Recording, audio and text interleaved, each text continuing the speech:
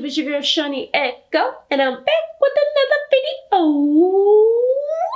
Welcome to Sessions with Shawnii. Where I share with you the lessons life has taught me. Welcome to Sessions with Shawnii. Helping you along my self-care journey. If you're new to my channel, thank you for watching. Make sure you hit that subscribe button and turn on your post notifications so that you don't miss another upload. If you are returning, thank you for watching my videos. I appreciate you. Thank you very much. Thank you. So you are now tuned into Sessions with Shawnii.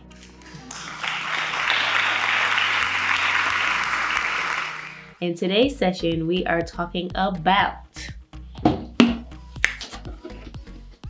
being okay with being alone.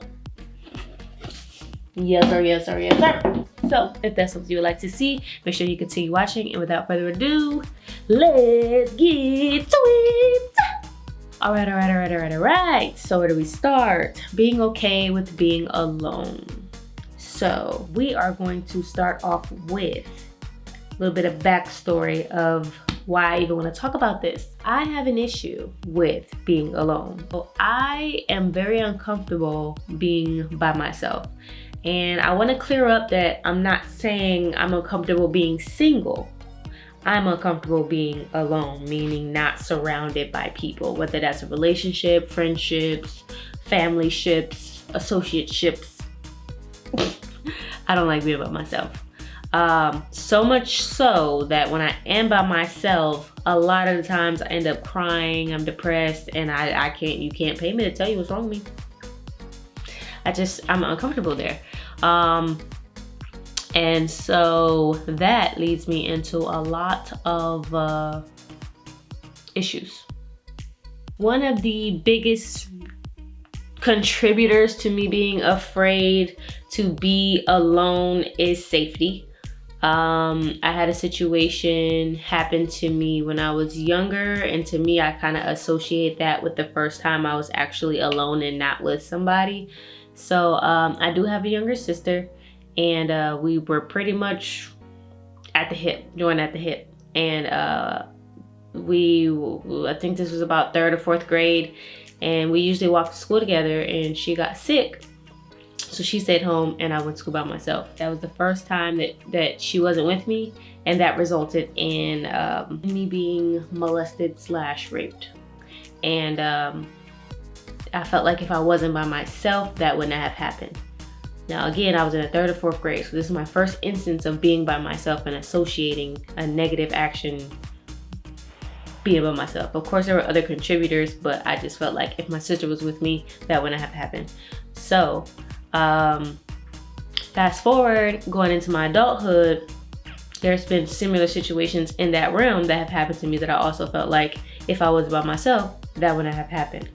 I'm extremely terrified of bugs, so I don't feel comfortable living by myself, because even though, you could be clean, but bugs just happen. No matter where you live, they just happen sometimes. I don't have the courage to even kill a bug. You know what I'm saying? If I just have to, I might grab a broom, spray it to death, but for the most part, I'm terrified. So I don't like to live by myself, because if bugs get there, I'll be ready to move out, and then it'll just be infested because I won't kill it and it's just gonna have babies. So I don't like to live by myself. I like to live with somebody who preferably is not afraid of bugs so that they can kill it. I know that's real shallow, but that's my truth and I'm sticking to it. So don't like to live by myself. There's a lack of security in the area of self-defense, and I just feel like being around people is comfortable for me. I have 7 siblings. I'm always surrounded by family and friends until I moved to Atlanta. So when I'm not around people, I get sad.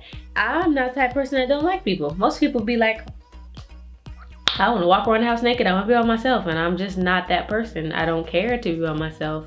I'm very comfortable being around people. So I kind of that's a little backstory on me and why I felt like it was important to talk about this topic, because I've missed out on a lot of experiences because of the fact that I don't like to do anything by myself. So if there's a movie I want to see, if I can't get my boyfriend or significant other to watch it, I won't watch it no more because I don't want to watch it by myself. I moved to Atlanta where I didn't really have that many friends, or the only people I kind of know are my coworkers. So, you know, I went on vacation. I wanted to go parasailing. I originally planned to do that with my best friend, and then her husband surprised her, so she couldn't do it. I didn't want to do it by myself, so I didn't go parasailing. So there's just certain situations in life where I don't do stuff because I don't want to do it by myself. So today we are listing the benefits and the downsides to being by yourself or learning how to be alone. One of the main benefits of being alone is it allows you to strengthen your self-awareness. You just get to know yourself better. You get to see who you are when you're not around people. Being by yourself limits distractions, which usually results in being more productive. I will say that in my time when I'm spending it alone, I'm definitely more productive. I'm writing a song, I'm making a YouTube video, because I'm not set up as like a couples channel or a best friends channel or whatever the case may be. Everything that I do work-wise is centered around me being alone. So when I'm around other people, that can be distracting. So being alone can in turn result in being more productive. I think being alone helps you to avoid things such as peer pressure and negative influence. So you don't feel pressure to really do anything or upkeep an image or persona or just behavior based off of the people who's around you, because you're around yourself, you know, and you're not going to pressure yourself to do something you don't want to do. So I feel like, you know, you get to control your energy and environment when you are by yourself. Another thing that helps and benefits you when you are alone, and this really only applies if you're spiritual. If you have a relationship with God, I personally find that when I'm spending time by myself is the best time where I get like epiphanies and just like messages that I feel like the moment I'm quiet is when I start getting the answers of my prayers. I feel like being alone allows you the peace and quiet to hear from God. I think that being alone helps you to strengthen your own instincts and not be so dependent on what you do, you know, just being dependent on other people being around you. I think your instincts become stronger when you are by yourself, because you can't depend on nobody else. Your independency is there, and you don't kind of have to like wait around for somebody else to save you in a situation, or someone else to respond to a situation or be in control of a situation. But just like naturally, if somebody was to break into your house, what do you do? If there was an earthquake, what do you do? Depending on other people to save you or to have a plan in place or to react on your behalf, it's cool, but it's good to know if I'm by myself and my natural humane instincts need to kick in for me to be okay, what decisions would I make? It strengthens that. So those are a few of the benefits I feel like you experience by learning how to be by yourself. And then in regards to the downsides, for me, I'll speak on that. The downside to being alone is I depend on a lot of people when it comes to my energy. I feed off of positivity. I do surround myself by, you know, uplifting, goofy, fun, energetic people. And so when that's not around, it's easy for me to fall into a pit of depression. It's easy for you to get in your own way, and if you really depend on the energies around you to uplift you and keep you in a positive space, you don't have that. So now you're forced to figure it out yourself or dwell in your negativity. And yeah, that could be real borderline unsafe, because that could lead you to depression. I also feel like another downside is just it gets lonely, especially if it's for long periods of time and it's involuntary. Like, it's one thing if you enjoy being by yourself, but if you don't, you don't, and you want to be around people. So having to kind of just deal with that is lonely, which again leads to a form of depression. So that's really the downside to it, but I definitely see that there's more ups to being alone than not. In conclusion to this, I just kind of wanted to share with you all my takeaway and what I'm doing to be okay with being alone. And I, for example, with the fear of being alone for lack of self-defense or being concerned that something's going to happen to me because I associate that trauma with being alone, is that I think that for me, I just narrow down, hey, these are the things that make me uncomfortable with being alone. And in the example of fear, I'm afraid to be alone because I can't defend myself. Okay, well, a way to work on that is to go take some self-defense classes. Now, I'm not afraid to go pump gas by myself. I'm not afraid to go for a walk around the corner.